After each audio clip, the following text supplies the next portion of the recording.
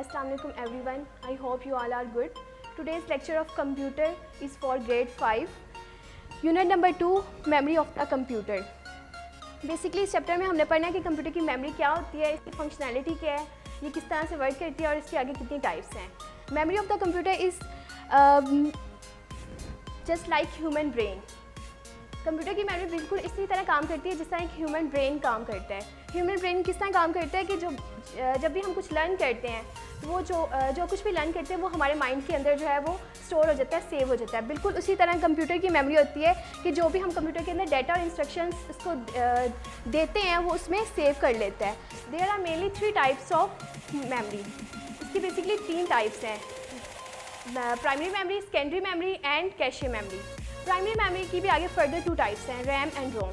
Primary memory को हम main memory भी बोलते हैं और ये जो रैम है, RAM stands for random access memory and ROM stands for read only memory. Second one is secondary memory. Secondary memory को एक्सटर्नल मेमोरी भी बोलते हैं और इसकी एग्जांपल हम हार्ड डिस्क ले सकते हैं. इसके बाद थर्ड वन है कैशे मेमोरी. कैशे मेमोरी में लिमिटेड कैपेसिटी होती है इसमें, यानी जितना इसमें हम डाटा एंटर करेंगे जस्ट उतना ही उसके अंदर सेव रहेगा. इसके अलावा ये एक्सपेंसिव भी होती है. उसके बाद आगे इसकी फर्दर हम रैम और रोम को एक्सप्लेन करेंगे. There are mainly 2 types of primary memory. First one is RAM and second one is ROM. ROM stands for random access memory and ROM stands for read only memory. RAM basically volatile memory है और रोम जो है वो non volatile memory है. और volatile memory क्या होती है? जब हम कंप्यूटर के अंदर कुछ वर्क करते हैं, फॉर एग्जांपल MS पेंट के अंदर मैं कुछ पेंटिंग कर रही हूँ, कुछ वर्क कर रही हूँ और सडनली जो कंप्यूटर पावर ऑफ हो गया तो उसके अंदर जितना भी मैंने जो डाटा उसमें एंटर किया हुआ है, जो मैंने वर्क किया हुआ है, तो वो उसके अंदर सेव नहीं होगा. और जैसे ही कंप्यूटर पावर ऑन दोबारा करूँगी तो वो डाटा उसमें से डिलीट हो गया होगा. जबकि रोम में क्या होता है, जो MS पेंट के अंदर जो भी हम वर्क कर रहे हैं वो उसके अंदर सेव हो जाएगा, रोम चिप के अंदर सेव हो जाएगा. और जब हम कंप्यूटर को दोबारा पावर ऑन करेंगे तो उसका जो सारा डाटा है वो रोम चिप के अंदर जाके सेव हो जाएगा. उसके बाद नेक्स्ट रैम की हमने फर्दर 2 टाइप्स देखी हैं, static RAM and dynamic RAM. Static RAM क्या होती है? Static RAM basically long life होती है और इसको जो है वो बार बार रिफ़्रेश करने की ज़रूरत नहीं पड़ती, जबकि डायनामिक रैम में ऐसा नहीं होता. डायनामिक रैम में शॉर्ट लाइफ होती है और इसमें इसको बार बार रिफ़्रेश करना पड़ता है. उसके बाद नेक्स्ट हमारा टॉपिक है रोम. बेसिकली ये सारा रैम तक जो है वो हमने प्रीवियस लेक्चर में ये सारा पढ़ लिया हुआ था. आज वाला हमारा टॉपिक है बेसिकली रोम. रोम क्या होती है? रोम stands for read only memory. This memory which can only just read. ये एक ऐसी मेमोरी है जिसके अंदर हम जस्ट रीड कर सकते हैं. इसके अंदर कुछ भी राइट नहीं कर सकते, कुछ भी इरेजेबल नहीं कर सकते, इरेज नहीं कर सकते डाटा को. उसके अलावा इसमें जैसे ही हम कंप्यूटर को ऑन करते हैं, जब कंप्यूटर को स्टार्ट करते हैं तो कंप्यूटर को स्टार्ट करने के लिए उसमें कुछ इंस्ट्रक्शंस रिक्वायर्ड होती हैं जो रोम चिप के अंदर जाके स्टोर हुई होती हैं. जैसे ही हम कंप्यूटर को ऑन करते हैं इसमें एक बूट स्ट्रैप का वर्ड यूज़ हुआ हुआ है. इसको बेसिकली बूटिंग प्रोसेस भी बोलते हैं. ये बूटिंग प्रोसेस क्या होता है? बूटिंग प्रोसेस ऐसा प्रोसेस होता है जिसमें हम जैसे ही कंप्यूटर को पावर ऑन करते हैं यानी उसको स्टार्ट करते हैं तो हमारे सामने कंप्यूटर की डेस्कटॉप जो स्क्रीन है वो शो नहीं हो जाती. उससे कुछ सेकंड्स लगते हैं.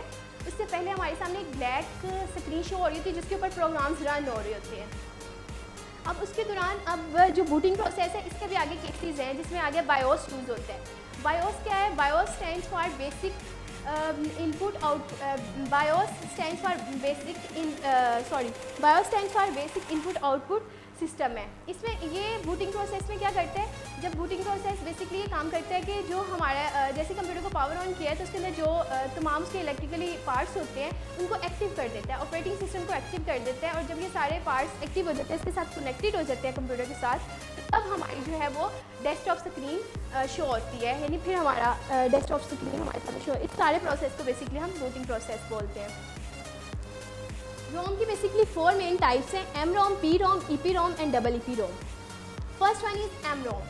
एम रोम बेसिकली क्या होता है? M ROM stands for mask read only memory. ये बेसिकली रोम की एक ऐसी टाइप है जो बहुत पहले यूज़ होती थी पुराने ज़माने में. अब ये रोम की ये टाइप आजकल आपको जो है किसी भी इलेक्ट्रॉनिकली डिवाइस में नज़र नहीं आएगी. इसमें बेसिकली क्या होता है? ये इनएक्सपेंसिव होती है. इसमें क्या वर्क होता है? इसमें जो प्रोग्रामर है वो प्रोग्राम को रन करने से पहले जो भी डाटा और इंस्ट्रक्शन एक दफ़ा इसके अंदर स्टोर कर देता था, दोबारा वो खुद भी प्रोग्राम को रन होने के बाद इसमें कुछ भी चेंजेस नहीं कर सकता था। यानी जो भी डाटा उसके अंदर प्रोग्राम रन होने से पहले सेव हुआ है वो एज इट इज़ रहता था। उसके बाद सेकंड वन है इसकी पी रोम। रोम की सेकंड टाइप है P ROM. P ROM stands for programmable read only memory.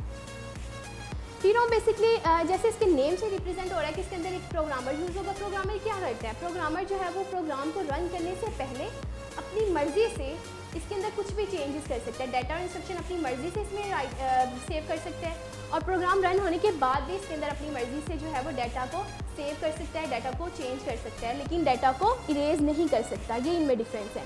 जबकि एम रोम में क्या होता था, एम रोम में प्रोग्रामर जस्ट वन टाइम यानी प्रोग्राम रन होने से पहले जो भी डाटा इंस्ट्रक्शन एक दफ़ा उसने उसके अंदर स्टोर कर दी, सेव कर दी, वो एज इट इज़ रहती थी, उसके बाद चेंज नहीं कर सकता था। जबकि पी रोम में प्रोग्रामर जो है वो प्रोग्राम रन होने से पहले और प्रोग्राम रन होने के बाद भी अपनी मर्ज़ी से डाटा चेंज कर सकता है, उसमें चेंजेस कर सकता है, उसमें उसको रीड कर सकता है। जबकि इसको प्रोग्रामर जो है वो इरेज नहीं कर सकता। ये इसमें डिफरेंस है। नेक्स्ट थर्ड वन इसकी टाइप है E P ROM. E P ROM stands for erasable and programmable read only memory. जैसे इसके नेम से रिप्रेजेंट हो रहा है कि इसमें जो है वो डाटा इरेज होगा। अब वो किस तरह से होगा वो हम देखते हैं। सबसे पहले ये कि इसमें पी रोम की ई पी रोम के अंदर पी रोम की ऑल जो प्रॉपर्टीज़ है वो ऐड होंगी। First one is, second one is ये कि अब इसमें प्रोग्रामर जो है वो प्रोग्राम को रन करने से पहले और बाद में अपनी मर्ज़ी से इसके अंदर डाटा और जो इंस्ट्रक्शन ऐड करेगा, जो स्टोर करेगा, उसको वो अपनी मर्ज़ी से इरेज भी कर सकता है। अब इसके लिए उन्होंने ड्यूरेशन दिया हुआ है 20 मिनट्स। 20 मिनट्स की ड्यूरेशन में जो है वो अल्ट्रा वायलेट रेज़ को यूज़ करते हुए प्रोग्रामर जो है वो